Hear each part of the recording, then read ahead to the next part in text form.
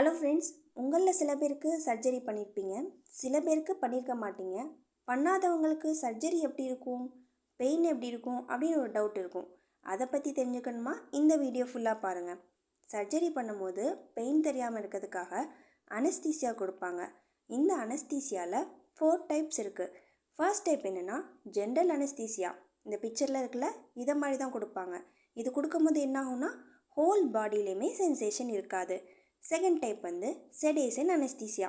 இதில் deep sleep போயிடுவாங்க, conscious கொஞ்சமாக இருக்கும். Third type regional anaesthesia.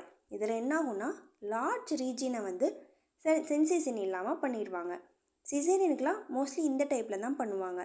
Fourth type local anaesthesia.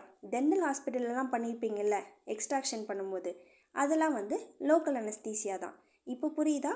இதை பற்றின டீட்டெயில்ஸ் தெரிஞ்சுக்க என்னோடய சேனல்ஸ் ஃபாலோ பண்ணுங்கள். தேங்க்யூ.